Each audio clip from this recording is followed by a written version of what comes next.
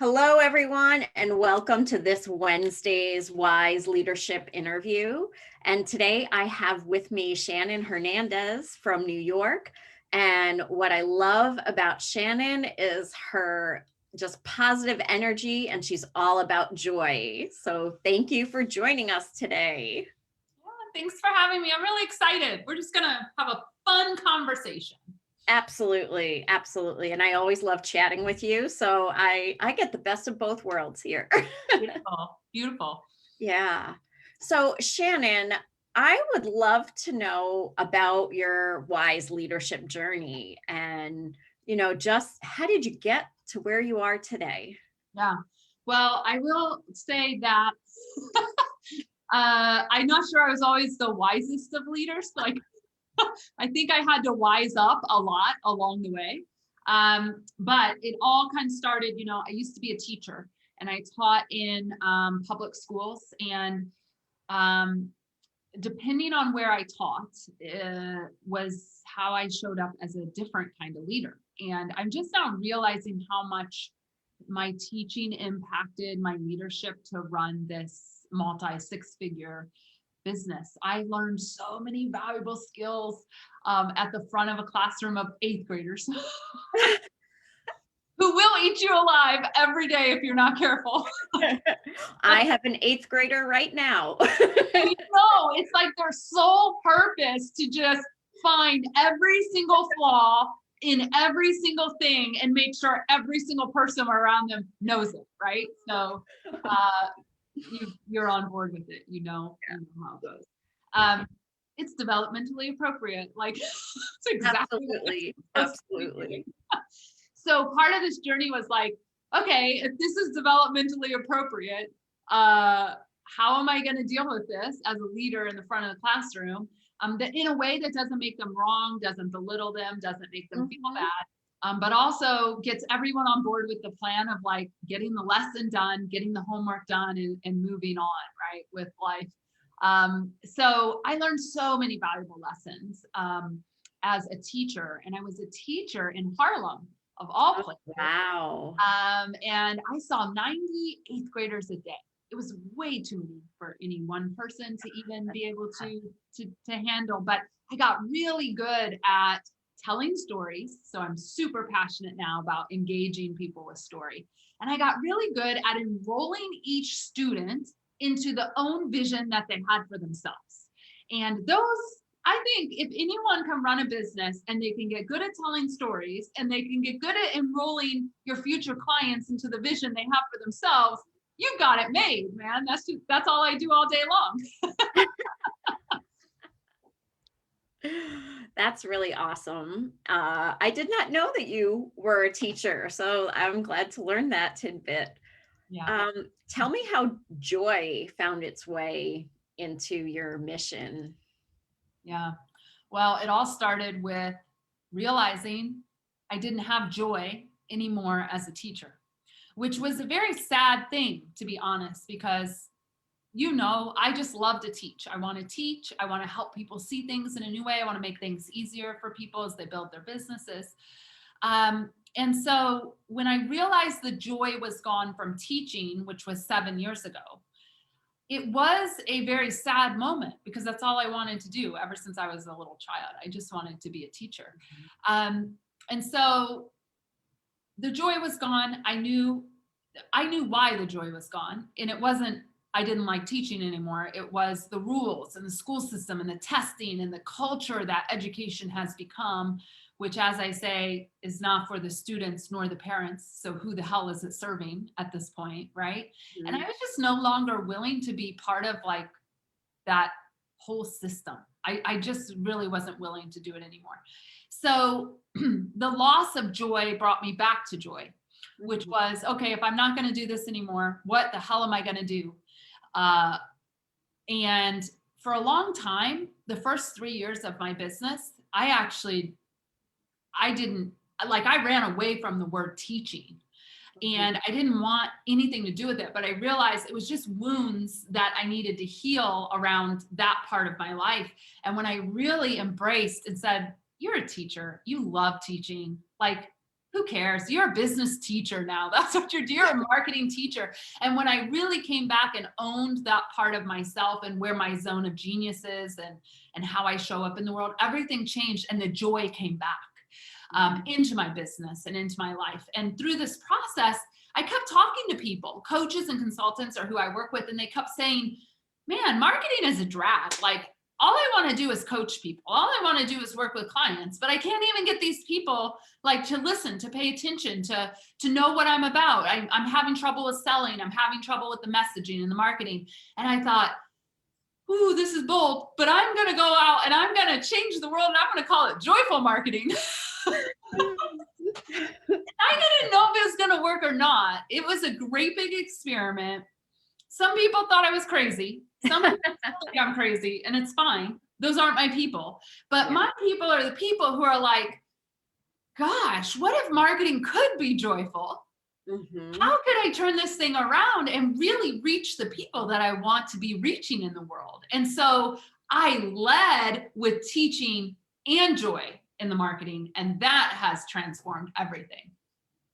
I love that. I mean, I think what it demonstrates is, you know, one, you found your voice, right? And when you settled in and owned your zone of genius, it's like then it just flows, right? Yeah. And yeah, I think marketing is such a struggle for so many entrepreneurs, especially service-based entrepreneurs like myself, because it's not what we're taught. We're taught our craft, right? And we want to spend our time in there. And then marketing is like a whole new animal, but putting that positive piece into it makes it so much better. Yeah. And what it did as well is it's shifting the paradigm, right? Around what is marketing, what is selling. Because as I say, I teach trust-based relationship marketing. That's what I teach. And when you can build trust and you can build relationships, it's not hard to sell on the back end of that, right? Yeah. It's when you don't have the trust and you don't put the relationships first that the selling and the marketing get really hard and murky and feels like this uphill battle. And, you know, I love that you say service-based entrepreneurs, because when we find ourselves in that role, we have to sell ourselves.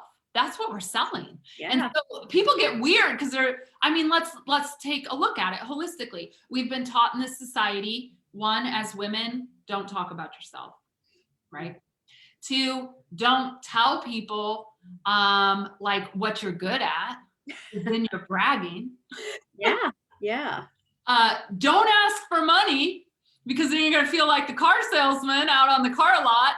There's a lot that has to overcome in this mindset of being a coach, consultant, speaker, service-based entrepreneur, and getting over that hump and saying, damn, I am really good at this, and I'm going to go tell the world about it. And those that want it can get on board, and those that don't, we're going to love them. I say we're going to love them until they become a client. If you want a client, you're going to be a client, because we're going to love you so hard that you're like, I want some of that in my life, right? Right. Yeah. And I think it is that positive, upbeat energy that you exude that just draws people into you. It's just very magnetizing. And I love the way, having been in one of your trainings, I love the way you bring art and creativity into the process and the messaging, and give women permission to do that, because so many people are like, I'm not creative, I'm not artistic, and they'll back away. But you wouldn't be creating a business if you weren't creative, right? Yeah. And you know, that was, if we're going to talk about like wise leadership and how that art piece came about, I had to heal some very, very deep wounds around art and creativity. And I didn't know, like, it's like a lot of healing. You don't know that it's there until you know. And then you're like, this probably needs to be dealt with if it's important, right? Mm-hmm. So part of my joy has always been being able to creatively express myself. Now, I shut down the art, the drawing, all of that until the last year. I mean, what you're seeing is years of me undoing some things that were done, right? That blocked off that creative flow. I've worked with Manette. She's also a mutual connection Yeah. in her creative depth coaching and really getting and healing these wounds. But what has come out of that is I'm now working with Stacey Christopher. She's a visual journaling coach. And like you said, these drawings, I have one here I can show. Oh, great. These drawings are like captivating. They help people understand marketing. They make it fun. It brings the art and the color back into the process. And I just taught a class this morning for a group of hypnotists who asked me to come in and teach. I taught this, the island of suck versus the island of success. And how much fun was it to help people understand their messaging by taking them to a tropical island? It's where we all want to go right now. Let's be so true. Right. But, you know, if we're going to talk about the evolution of wisdom and leadership, I had to really do the work to heal this part of me that I had cut off. And look at the beauty that has come on the other side is being able to teach people in this engaging way. Mm-hmm. Mm-hmm. And it is very engaging, and it gets them to bring different parts of themselves that maybe they were ignoring to the table, and bring that fun and playfulness back. Mm-hmm. Sometimes I see entrepreneurs and they're not, and I've been there too, they're not loving their business, right? It just feels hard. And, you know, my words for this year are fun and easy. I'm going to find the fun and easy in my business and in the things I do. And that's what it's all about. When you're like suffering in your business, you have to take a step back and say, like, this isn't why I started this. What do I need to do differently?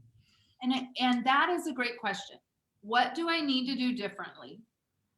And then, am I willing to get some help so that this can be fun and easy?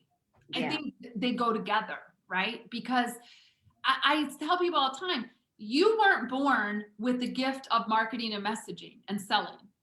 It's fine. You were born with other gifts, right? I come pay you for your gifts when I need help with that. You come work with me and I help you with my gifts, right? It's what makes the world go round. Mm-hmm. But for too long, people actually want to be the martyr and suffer through the marketing and the messaging and the selling. And then what happens? They burn out. They don't have the business that they love anymore. We're actually getting ready to run a campaign. We always do in February called Fall in Love with Your Business Again. So I'm so happy you use those words, right? But why have we fallen out of love with the business? And am I willing to get help from somebody that loves this so much that they can help me love it and turn this around? I think that becomes the essential question for people. Yeah, absolutely. You know, I work with a lot of C-suite people who are in transition. And one of my newer clients, one of the things he's exploring, and it was a little heartbreaking to hear it. He was like, can you be happy at work? Can you be happy in what you do? And I think we're supposed to be. You know, I think our work is supposed to be in alignment with our purpose. And when it is, then we're passionate and we're loving it. And, you know, it's not work anymore. It's, you know, it's service, it's joy. And I think it's sad. That's one of the things I really feel passionate about changing is I think it's really sad when you see people just like plugging away at that 9-to-5 job that they hate and waiting for the day they retire to live their life. Mm-hmm. Yeah. And that is, that's a whole nother discussion. Yeah. What is retirement? This is a question I've been asking myself. Like, I'm 40. I always forget how old I am. After I turn 30, I quit counting, but I have a birthday on April 7th. I think I'm going to be 44. Okay. I was born in 77. I really have to do the math every month because it doesn't even matter to me anymore. But the question becomes, what does retirement look like? First of all, the word doesn't even resonate with me. Like, because I have the old image of like my parents working until whatever age they said they could retire, right? And then then what? They don't have enough money to go do anything that they really want to be doing. They're Yeah. living on this fixed income and now they're stressed out about that. And so I think the question is, and like, I agree with you. It's a sad question. And it's a question of what will it take for me to be happy right now working Mhm. today? Yeah. And tomorrow we think about tomorrow and then the next day, because what if retirement never comes? Right. Spent all this time being miserable at your job. Who wants to live like that? Yeah. Live like that. Yeah. When I see that, it makes me just really sad because, people die before they retire, people get sick and then they can't do the things that they want to do. And I don't think life is meant to be put on hold, right? It's like, I had a mentor one time say to me, like, we are here on earth to love and to play and to create and share our gifts. And it's like, if you're not in that space, then you have to ask yourself, like, why, and what's my belief system behind that I can't accept all that joy in my life, that I have this disconnect between my work and my life, you Yeah, know.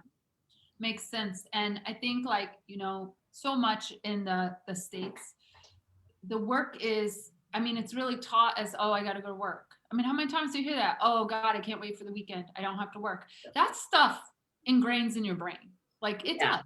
And so one of my biggest, I was just talking to my spouse about this last night. We have an anniversary coming up. We're gonna, February 14th, we'll be married 11 years. Oh, wow. And Congrats. thank you. And it's been, whoa, that's a whole nother segment. But for 8 years, I was married to my husband. Then my husband transitioned to my wife. So the last 3 years, it's been like this really big kind of redefining what is marriage, what is love, what is Mm, gender, what's it all mean? yeah. And at the end of the day, I was like, it actually doesn't mean anything. We still love each other. Like we're just going to keep going on the same way we are always going on. Now, it took some therapy to get there. Let's be real. Right. And it Right. took me having to change mindsets around marriage and gender and sex and all these things that come with Mhm. this transition of a gender in our Yeah. marriage. Yeah. But she said to me last night, um, we should celebrate this year, our anniversary of how much work we've had to do to get here. And I just stopped dead in my tracks and I said, I told you for the past year, I'm trying to erase the word work from my vocabulary. But that's another example of the word work and just where it is thrown in everywhere in our society, right? Mhm. You gotta Mhm. work hard. You got to work hard in your marriage. Work, work. What's work? Oh, you're off of work. Where are you going to go work? Where do you work? Right. Everywhere. And this last year, I've just been like, okay, I need to erase this word because to me, work is like hard. Yeah. That's what it is. And so I said, well, I'm down for celebrating 11 years of marriage, but we're not using the word work in conversation, Right. right? Right. Yeah. Yeah, I think you could substitute it for growth, right? We think Mhm. about it, and it's so true. I hadn't really thought about just how many negative connotations there are with the word work. And it sounds like a hard word.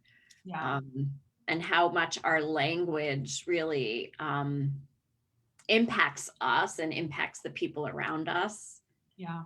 You know, I think that's part of becoming a wise leader. I think that being a leader, being a business owner, it's the most personal growth work you're ever going to do, right? Got And it. I don't think people get into business for that reason. I think it's the awakening that happens as you're in it, because everything on the inside shows up on the outside, and it shows up in your business. If you're feeling self-doubt, if you're feeling frustrated, if you don't have good trusting relationships, all of that is like it's a mirror in your business. Yeah. Mm. Yeah. I always say this meaning being a business owner has Mhm. been the most spiritual path I've ever had to be on in my life. Yeah. I have a team as well. I have 5 or 6 people on my team.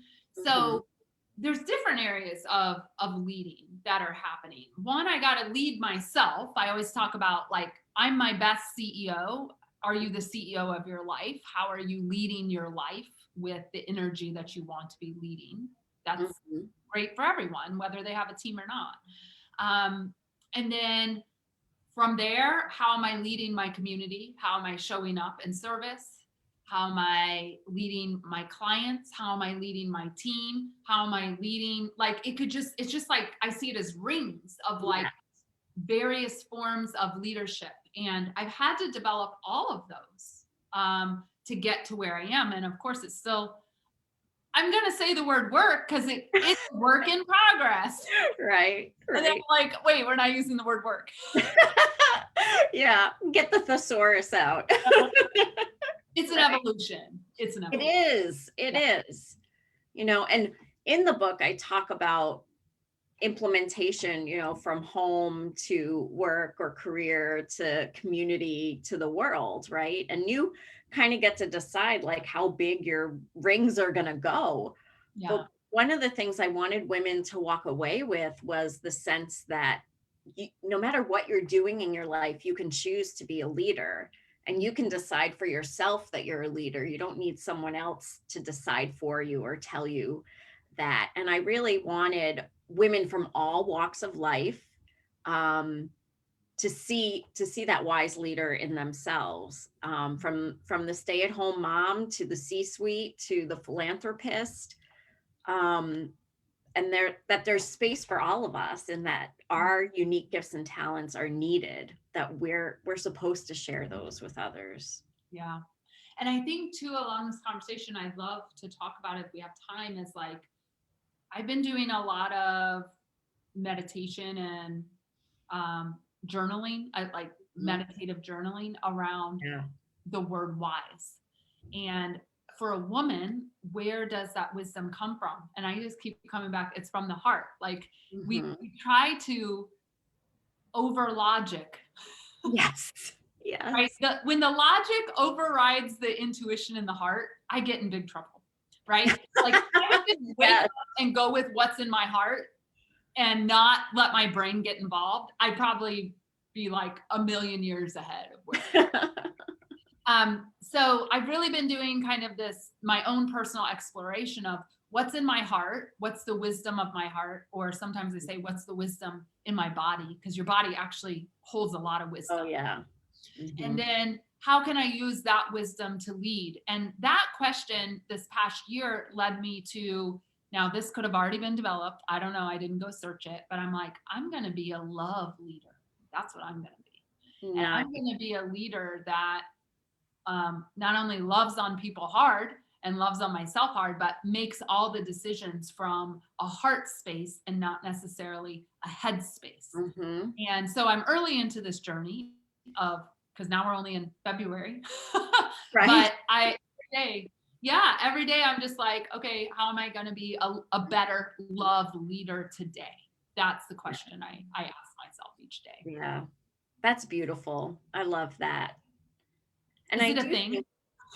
Is it a thing? I think so. I have a wonderful yoga teacher that it's all centered on love for her. And she has a Facebook page called My Love Tribe. And we just all post positive things in there or ask for good vibes and help when you need it. But it's just this very loving community. And I think we need more of that and more people leading with love. Right. Yeah. And I think I think there's a place for logic, and being balanced is good. But I think that in our culture, logic has almost taken on too big of a role. And somebody else said this, and I can't remember who it was in my lifetime, but that in the US, we're just like these walking heads. Like we overthink everything. We're always in that thinking space, and we ignore like our body, our intuition. And there's so much information in there And trusting your intuition is such an important skill set. And I think women bring that to the table in their leadership, having those intuitive hits, but we have to trust them. We sometimes let all this other stuff come in that says it's wrong. Yeah. I just asked one of my clients, it was like a coaching moment. And I said, where did you override your intuition? Now that you look back on this circumstance and you didn't want it to go this way and we've had to patch it up or whatever, can you think of, as you look back now, the flags where you overrode your intuition? And she said, I see them. And now I know. And I've learned from this. Like, if these things happen again, or if I feel this certain kind of way, I'm going to not override my intuition. And it's, I think, a really great question for all of us as leaders, as women, as, corporate executives, as business owners, is like, when we know, and when we override that knowing, how can we learn from that so we don't do it again? I think there's a lot of wisdom in that. Yeah. It's funny because how many times do we say like, oh, I knew I shouldn't have done that, or I knew, right? And there was this knowing, but we just overrode it. And yeah. And it's okay, right? Nobody has to be wrong for it. It's right. Awesome. Yeah, exactly. It's a learning experience and an opportunity for growth. And in some ways, it also builds that trust, because you see, oops, that was right. That intuitive hit was right. So how do I recognize those feelings the next time and trust them? Yeah, it's beautiful. Yeah. What is one of your most proud wise leader accomplishments? Wow.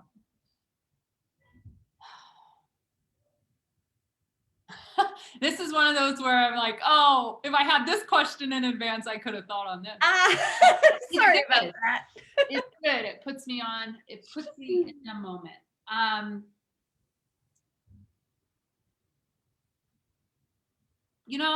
This is a family thing, but I got to be a leader for myself, even amidst my family, Yeah. So I shared a little bit about my spouse transition.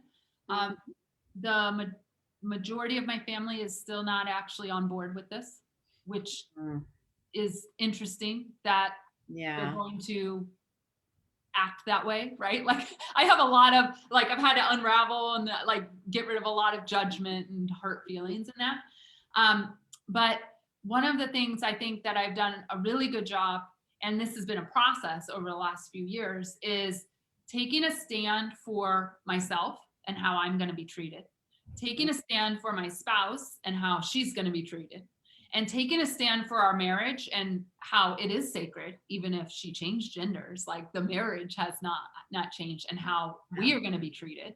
And it's been this interesting progression of leadership, of rising in the family to almost being the wisest leader of them all, and saying, actually, no, I'm not traveling there without my spouse at holidays. So you can either invite both of us, or you won't see either of us.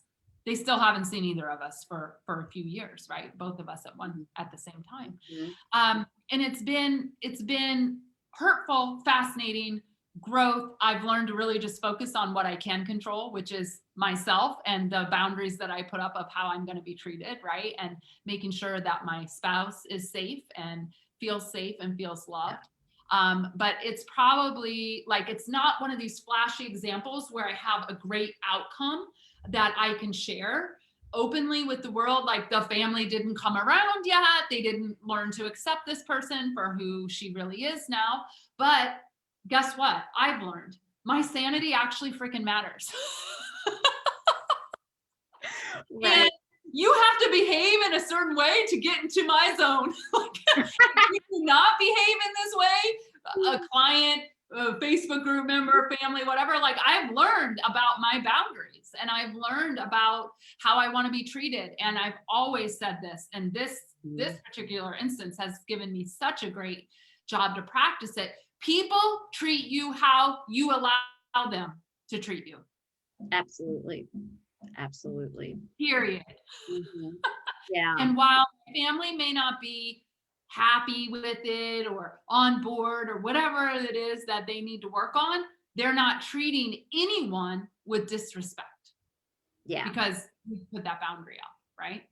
So that is probably a great journey and a proud moment. Maybe 5 years from now, I can say they all came to their senses and came but Right. not yet, and that's okay.